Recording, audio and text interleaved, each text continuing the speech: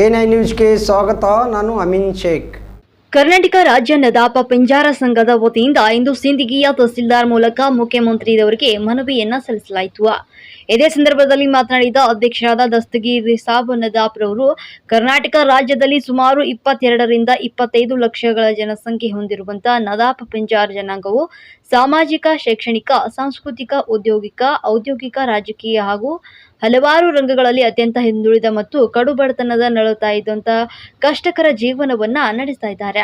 ಇನ್ನು ಅಧಿಕಾರಿಗಳ ನಿರ್ಲಕ್ಷ್ಯತನದಿಂದಾಗಿ ಯಾವುದೇ ಯೋಜನೆಗಳು ಸರಿಯಾಗಿ ತಲುಪದೇ ಇರುವುದರಿಂದ ವಂಚಿತರಾಗ್ತಾ ಇದ್ದು, ಇದರ ನಿರ್ವಹಣೆಗಾಗಿ ಹಲವಾರು ವರ್ಷಗಳಿಂದ ಹೋರಾಟ ಮಾಡಿ ಸಮಾಜದ ಅಭಿವೃದ್ಧಿಗೆ ನೆರವಾಗಲು ಅನುಕೂಲವಾಗಲೆಂದು ಪ್ರತ್ಯೇಕ ನಿಗಮ ಮಂಡಳಿ ಬೇಡಿಕೆಯನ್ನ ಸಲ್ಲಿಸಲಾಗಿದ್ದರೂ ಕೂಡ ಇನ್ನೂ ಬೇಡಿಕೆ ಈಡೇರಿಲ್ಲ ಅಂತ.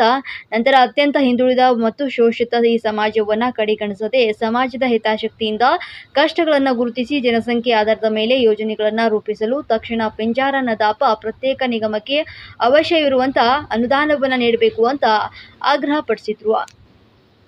ಈ ಸಂದರ್ಭದಲ್ಲಿ ಕಾರ್ಯಕ್ರಮದಲ್ಲಿ ಎಎಂ ಅಂಗಡಿ, ಇಮಾಮ್ ಸಾಬ್ ನದಾಪ್, ಎಚ್ಕೆ ನದಾಪ್, ಯರಗಲ್, ಅಮೀರ್ ಚಾಂದ್ ನದಾಪ್, ಯತೀಮ್ ನದಾಪ್ ಮತ್ತು ಮತ್ತಿತರರು ಈ ಸಂದರ್ಭದಲ್ಲಿ ಭಾಗಿಯಾಗಿದ್ದರು. ನದಾಪ್ ಪಿಂಜಾರ ಸಮುದಾಯವನ್ನು ಪ್ರತಿನಿಧಿಸ್ತೀವಿ. ನಮ್ಮ ಸಂಘಟನೆ ಏನಪ್ಪ ಅಂದ್ರೆ ರಾಜ್ಯ ಮಟ್ಟದಲ್ಲಿ, ಜಿಲ್ಲಾ ಮಟ್ಟದಲ್ಲಿ ಮತ್ತು ತಾಲೂಕು ಮಟ್ಟದಲ್ಲಿ ಕಳೆದ ಬಾರಿ ಅಂದರೆ ಬಿಜೆಪಿ ಗೌರ್ಮೆಂಟ್ ಇದ್ದಾಗ ಅತ್ಯಂತ ಹಿಂದುಳಿದ ಸಮಾಜ ಆಗಿರೋದರಿಂದ ಈ ಸಮಾಜಕ್ಕೆ ಅಭಿವೃದ್ಧಿ ಸಲುವಾಗಿ ಒಂದು ನಿಗಮವನ್ನು ಸ್ಥಾಪಿಸಬೇಕಂತ ಹೋದ ಸರ್ಕಾರ ಅಭಿವೃದ್ಧಿ ನಿಗಮವನ್ನು ಸ್ಥಾಪನೆ ಮಾಡಿದ್ದಿದೆ. ಆದರೆ ಈಗ ಕಾಂಗ್ರೆಸ್ ಗೌರ್ಮೆಂಟ್ ಇರೋದರಿಂದ ಮತ್ತು ಸಿದ್ದರಾಮಯ್ಯ ಅವರು ಇರೋದರಿಂದ ನಮ್ಮ ಬರೀ ನಿಗಮ ಸ್ಥಾಪನೆ ಮಾಡೋದು ಸಾಲದು, ಅದಕ್ಕೆ ಅನುದಾನ ಬಿಡುಗಡೆ ಮಾಡಿದೆ ಅಂತೇಳಿ ನಾವು ಸಾಕಷ್ಟು ಬಾರಿ ಅದರ ಬಗ್ಗೆ ನಾವು ಪತ್ರ ಮುಖಾಂತರ ಮಾಡಿದ್ವಿ. ಮತ್ತು ನಮ್ಮ ರಾಜ್ಯ ಮಟ್ಟದ ಪ್ರತಿನಿಧಿಗಳು ಎಲ್ಲರೂ ನಾವು ಅವ್ರಿಗೆ ನೋಡಿದಾಗ ಸರಿಯಾದ ಸ್ಪಂದನೆ ಸಿಗಲಿಲ್ಲ.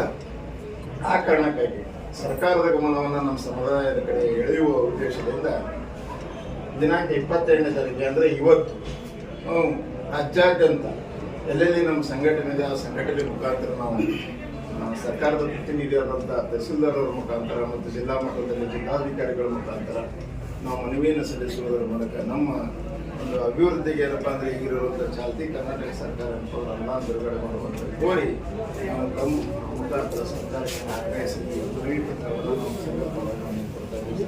ಅದನ್ನು ತಾವು ಸೂಕ್ತ ಸಮಯದಲ್ಲಿ ನಿರಂತರ ಸುದ್ದಿಗಳಿಗಾಗಿ ನೋಡ್ತಾ ಇರಿ A9 ನ್ಯೂಸ್.